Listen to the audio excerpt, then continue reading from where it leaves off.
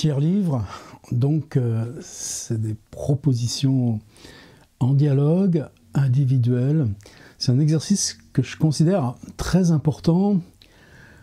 Est-ce que je vais justifier ça par des choses liées à la progression, à la didactique? Non, j'en ferai un truc presque personnel.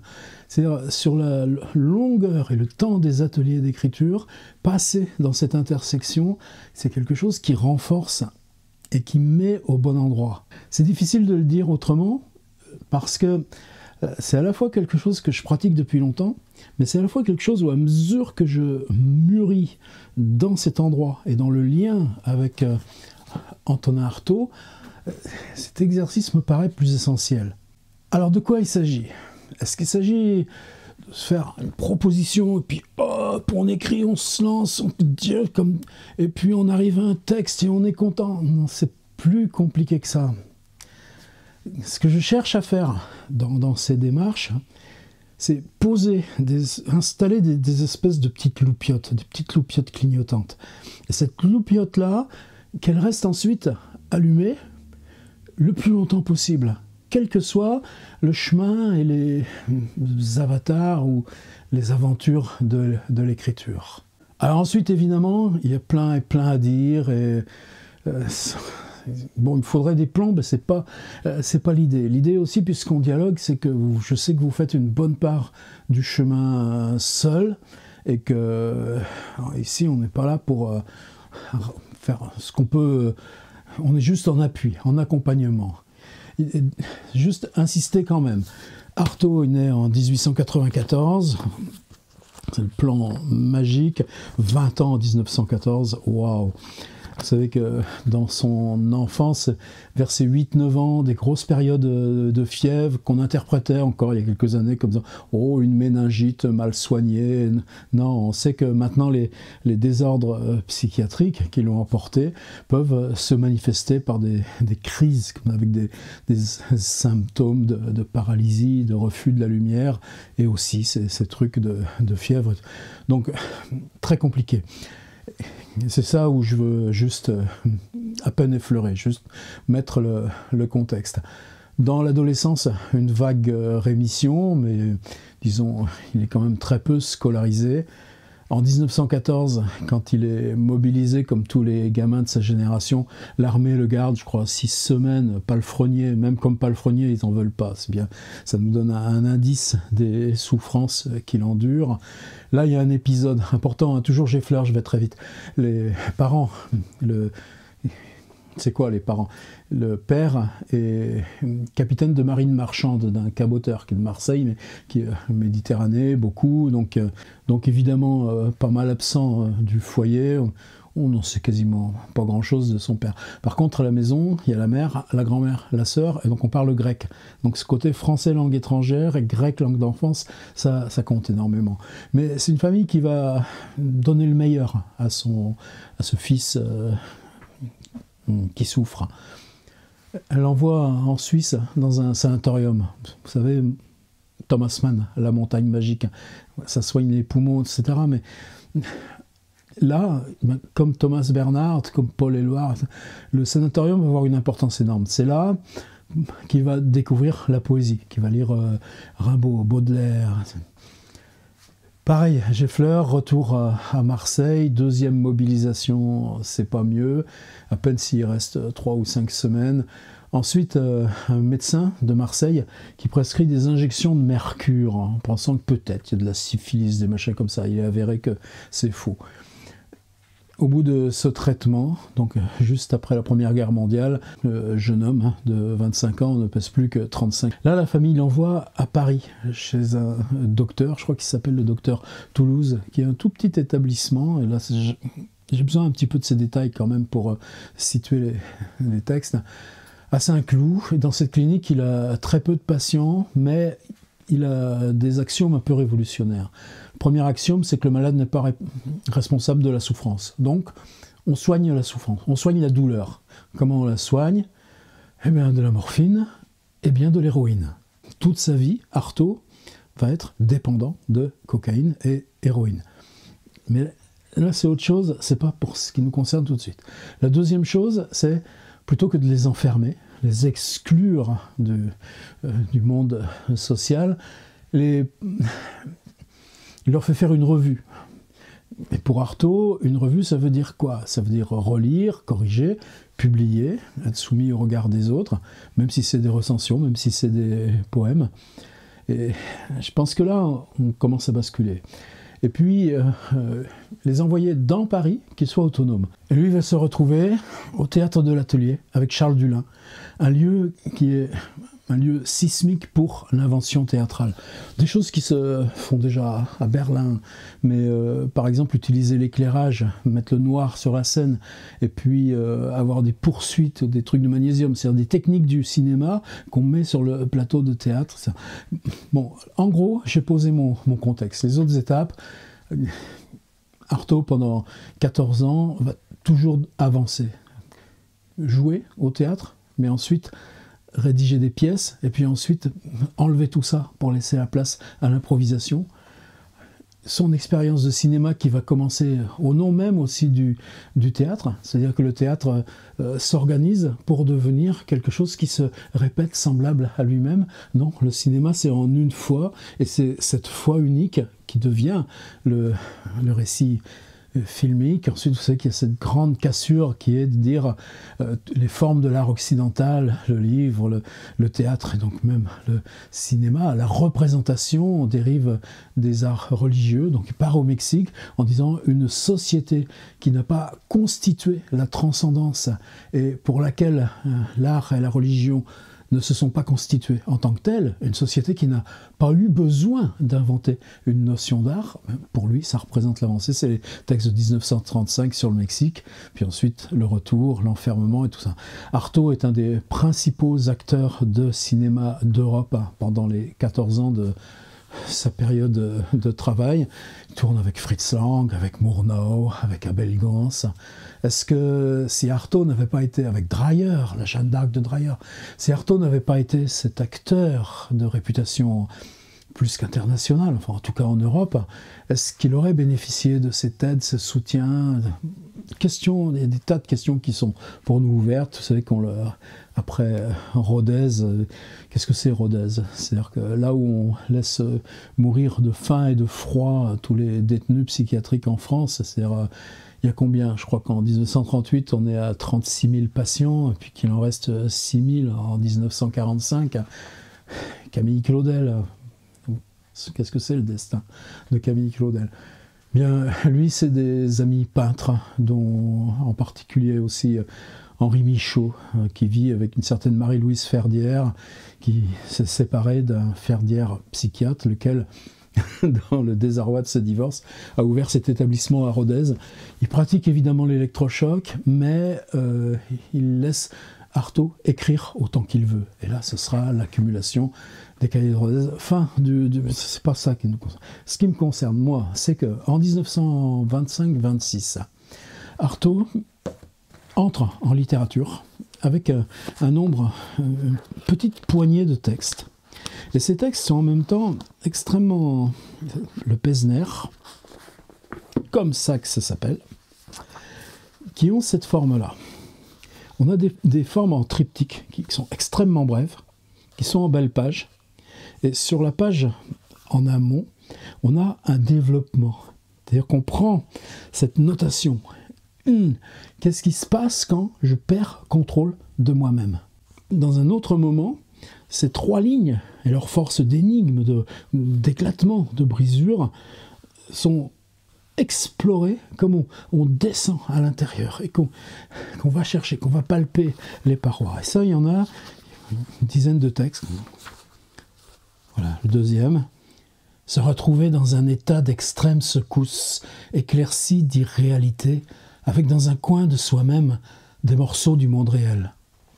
Mais si je prends le texte en vis-à-vis, il faut que l'on comprenne que toute l'intelligence n'est qu'une vaste éventualité, que l'on peut la perdre, non pas comme l'aliéné qui est mort, mais comme un vivant qui est dans la vie et qui en sent sur lui l'attraction, le souffle de l'intelligence, pas de la vie, les titillations de l'intelligence et ce brusque renversement des parties, les mots à mi-chemin de l'intelligence, cette possibilité de penser en arrière et d'invectiver tout à coup sa pensée, ce dialogue dans la pensée, l'absorption, la rupture de tout, et tout à coup ce filet d'eau sur un volcan, la chute mince et ralentie de l'esprit. Encore quelques autres. Alors je vous les ai recopiés dans un petit montage. Une espèce de déperdition constante du niveau normal de réalité. Et en vis-à-vis, penser sans rupture minime, sans chose-trappe dans la pensée, sans l'un de ces escamotages subis dont mes moelles sont coutumières comme post-émetteurs de courant. Mes moelles parfois s'amusent à ces jeux, se plaisent à ces jeux, se plaisent à ces raptes furtifs auxquels la tête de ma pensée préside. Il ne me faudrait qu'un seul mot, parfois un simple petit mot, sans importance, pour être grand, pour parler sur le ton des prophètes, un mot témoin, un mot précis, un mot subtil, un mot bien macéré dans mes moelles, sorti de moi, qui se tiendrait à l'extrême bout de mon être. Je suis, et qui, pour tout le monde, ne serait rien. Je suis témoin, je suis le seul témoin de moi-même.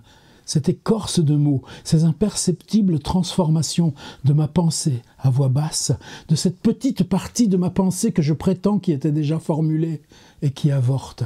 Je suis seul juge d'en mesurer la portée. Et ça continue, et en 2 lignes. Un impouvoir à cristalliser inconsciemment le point rompu de l'automatisme, quelque degré que ce soit. Et en vis-à-vis, sous cette croûte d'os et de peau qui est ma tête, il y a une constante d'angoisse, non comme un point moral, comme les ratiocinations d'une nature imbécilement pointilleuse ou habitée d'un levain d'inquiétude dans le sens de sa hauteur, mais comme une décantation à l'intérieur, comme la dépossession de ma substance vitale, comme la perte physique et essentielle, je veux dire, du côté de l'essence, d'un sens. Voilà, ça continue. Je vous les laisse les explorer. Alors, évidemment, si vous pouvez vous procurer le petit Gallimard Poésie, là ils y sont, en vis-à-vis aussi, avec un ensemble d'autres textes, l'ombilic des limbes. Qu'est-ce qui est intéressant, voilà, ici le Pesner. Qu'est-ce qui est intéressant là, c'est que Artaud envoie ses textes à la Nouvelle Revue Française, c'est de Gallimard, Valéry et tout, et qui est dirigé par Jean Paulhan, et le responsable c'est Jacques Rivière, par ailleurs le beau-frère d'un Pierre-Alain Fournier qui a écrit le Grand Monde. Ça ne nous concerne pas. Mais Artaud envoie ses poèmes. Je pense que Jacques Rivière, tous les jours, il doit en avoir une dizaine au courrier des jeunes poètes de province venus à Paris. Et donc, 3 semaines après, Artaud revient à la charge. Je vous ai envoyé mes textes, j'ai pas eu de réponse. Jacques Rivière, conscient à lire ces textes qu'il s'agit de quelqu'un probablement de fragile, souffrant, répond plus que poliment, très gentiment, en disant que c'est pas de la poésie, c'est pas du vers, c'est pas de la prose, ça se rassemble pas en récit, et que pourtant, dans cet ensemble qui n'est rien, il y a des moments d'émotion, des moments qui, lui, Eddy propose à Artaud d'en prendre quelques extraits dans le numéro de la revue. Et là, il reçoit une page quasiment d'insultes extrêmement longue. Qu'il sait exactement ce qu'il fait. Si c'est pas de la poésie, c'est que la poésie l'intéresse pas. Si c'est pas du récit et du roman, c'est que ces simulacres de réel ne l'intéressent pas. Qu'est-ce qu'il dit? Qu'est-ce qui l'intéresse? C'est ces moments où, quand il est avalé avant la crise, quand il sait que la crise vient, eh bien, que le langage reste la dernière instance. Le langage, c'est ce à quoi on s'accroche quand tout le reste s'en va. Et donc, lui, ce qu'il veut écrire, c'est pas la question de réaliser le texte, c'est écrire dans cet espace qui est l'appel, le désir, l'appel au langage, et puis le moment où commence la profération. C'est dans cet interstice. Qu'est-ce qu'il y a qui est langage en amont, avant sa propre profération. Et c'est ça qu'il va poursuivre ensuite, toute sa vie, toute sa vie, toute sa vie. Même si chaque fois, ça l'oblige à aller plus loin. Le théâtre est son double, la question sur le souffle, le théâtre de la cruauté. Alors ces textes, est-ce qu'ils sont si maladroits? On pourrait, à la limite, le considérer. Ils sont là, dans les œuvres complètes, tome 1, rassemblé par Paul Thévenin. Et ben, Paul Thévenin, quelques années après, a produit un tome 1 bis. 1 Astérix et 2 Astérix. Pourquoi ? Parce que, en fait, chacun de ces petits textes est une masse considérable de brouillons, de recherches, de variations. C'est-à-dire qu'on n'est pas du tout dans une écriture brute, pas du tout dans une écriture spontanée, on est dans une ligne de crête qui est d'aller chercher chacune de ces harmoniques de quoi ? Eh bien, du mental.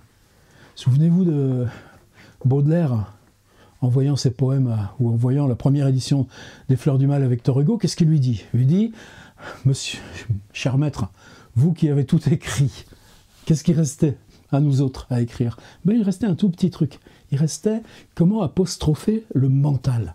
Comment ce qui se passe dans la tête est en soi un espace pour le poème.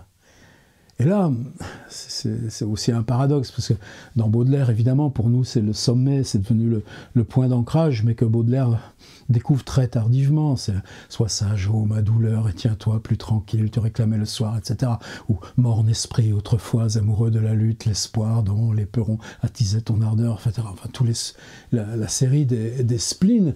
Et Baudelaire meurt à 47 ans, tandis que Victor Hugo, qui va assister à la mort de son frère, la noyade de sa fille, eh ben, lui, plus ça va, plus il écrira. Justement, prenez la fin de Satan, cette chute énorme. Il écrira là, dans le mental, et dans cette prégnance de la folie comme Fatum. Alors, est-ce qu'il s'agit des écrits d'un aliéné, d'un malade ? Ben non, c'est comme la peinture de Van Gogh. Je ne sais pas si vous avez lu attentivement le dernier texte d'Antonin Artaud, Van Gogh, le suicidé de la société. C'est ça qu'il développe. C'est-à-dire, tout le monde, le Figaro, c'est la première exposition de Van Gogh à Paris, 1947.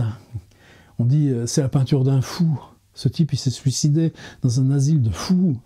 Puis ce type, quand qu'il voulait se réconcilier avec Gauguin, prend son couteau, il se coupe l'oreille, il dépose son oreille sur le seuil de la chambre de Gauguin. C'est des gestes de fou. Est-ce qu'une pièce est sphérique avec un lit à l'intérieur de... Non. Est-ce que des tournesols sont violets ? Non. Quand on approche de Van Gogh, qu'est-ce qu'on voit ? Des petites virgules qui ne se rejoignent pas. La preuve qu'il est fou. Non. Alors Artaud, c'est à ça qu'il répond. Non.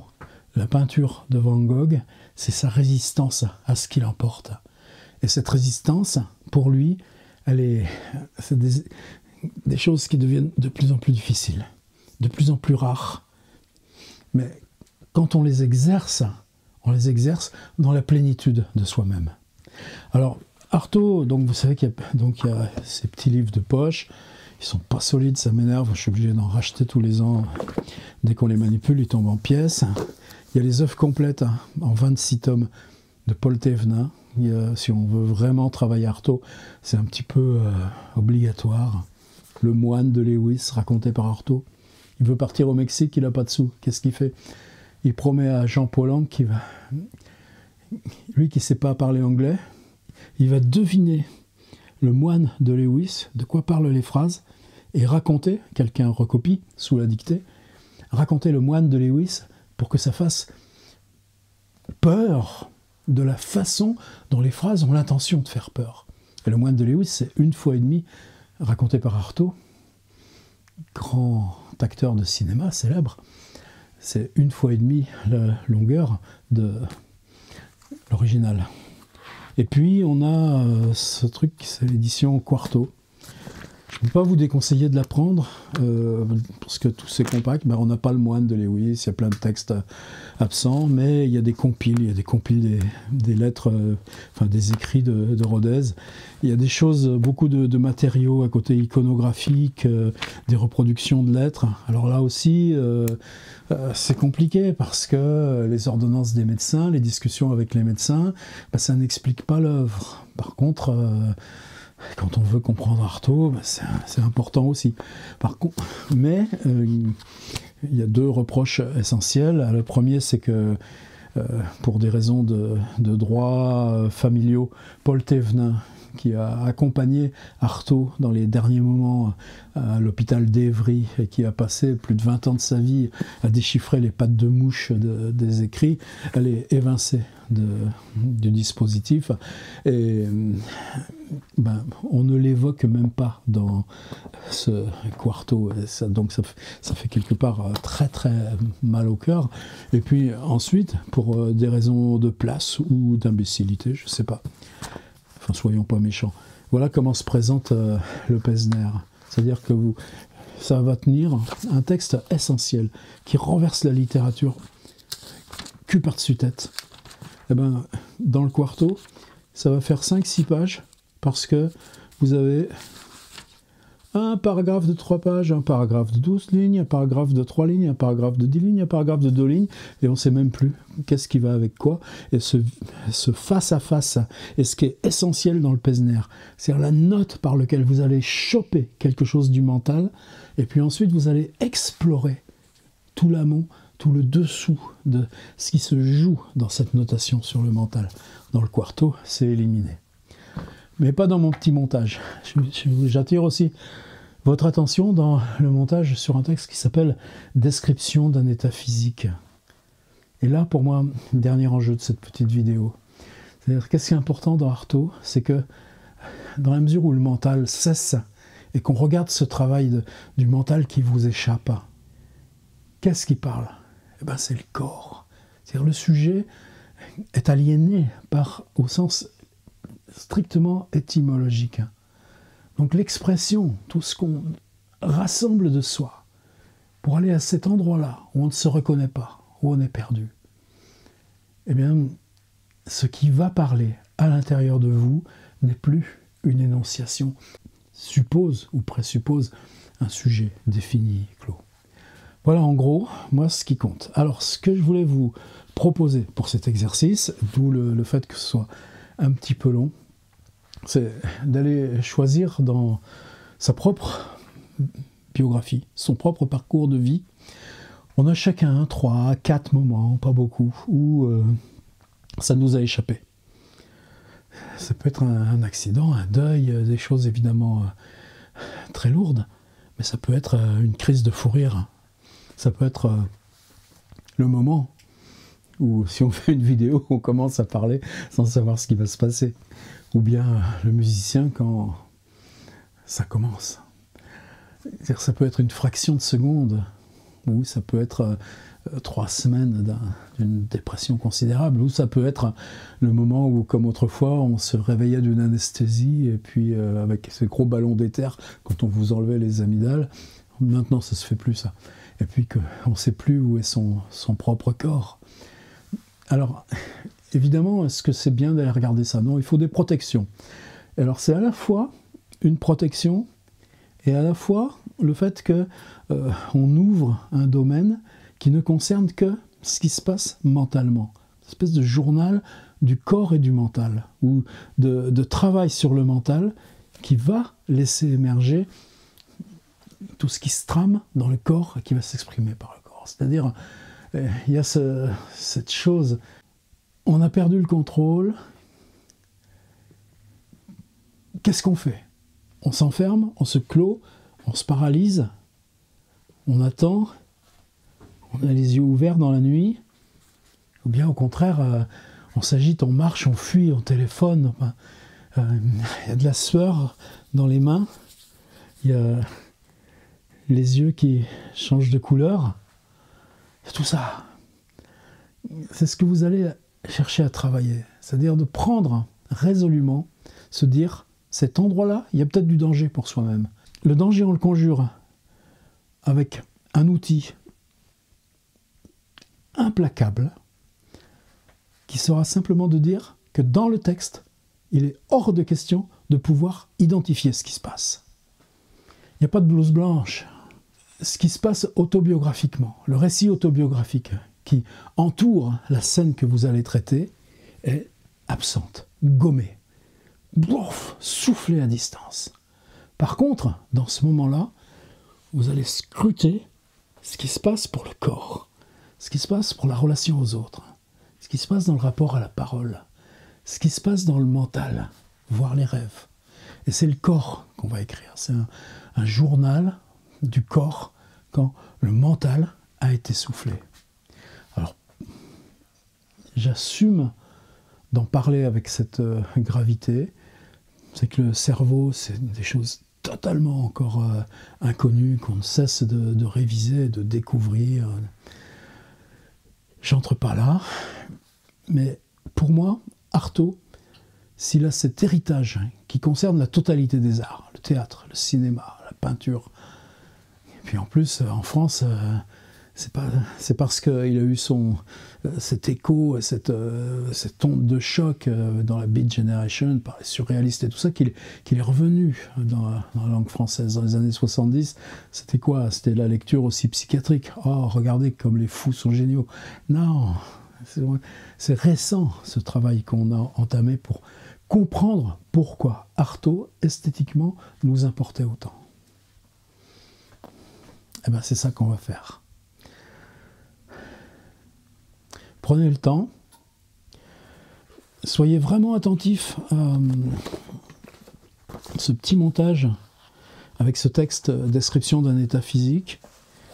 Regardez ces choses en vis-à-vis avec cette notation très brève qui colle au plus près de ce qu'on cherche à prendre, et puis ce dépli, ce creusement qui là vient en amont, mais je pense que si on comprend que c'est cette phrase, et puis qu'Artaud nous dit quoi? Il nous dit de faire marche arrière, descendre dans la cave.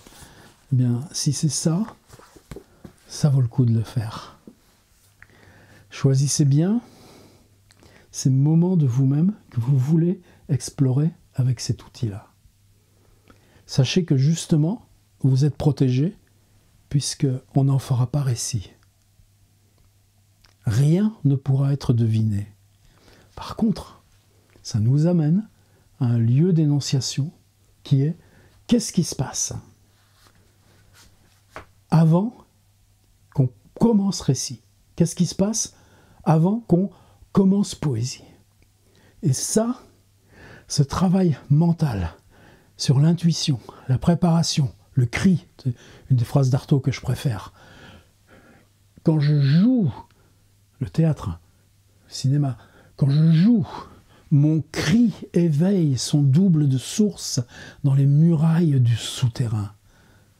Quand je joue, c'est-à-dire cette prise d'action sur soi-même, mon cri, c'est-à-dire le passage à l'excès, qu'est-ce qui fait que dans cette sorte même de désespoir, quelque chose passe au-delà de vous-même, mon cri. Le cri, qu'est-ce qu'il ramène? Non, il éveille son double de source dans les murailles du souterrain. C'est-à-dire ça ne change rien au souterrain, mais de ces murailles, double de source, et c'est ça qui devient la phrase en boucle qu'Artaud vient d'écrire. Quand je joue, mon cri éveille son double de source dans les murailles du souterrain. Voilà, maintenant c'est à vous. Et toujours, je radote un petit peu, mais prenez pas ça comme dire « Ah, je fais ce truc et puis on voit ». Prenez ça comme dire, dans la relation à l'écriture, tout ce qui tient à la préparation, tout ce qui tient à ce qui se passe avant même le premier jet. Qu'est-ce qui fait qu'un premier jet aura toujours quelque chose de définitif, d'irréparable, j'allais dire. C'est bizarre de dire ça, je ne crois pas que j'ai jamais dit ça. Avant d'entrer dans l'irréparable du premier jet, ce qui n'empêchera pas le travail, la reprise, le développement, tout ce qu'on a le temps de travailler, il y a ce cheminement à l'intérieur de soi pour palper l'appel au langage. Et c'est ça qu'avec Artaud, on peut travailler. Fin de cette vidéo.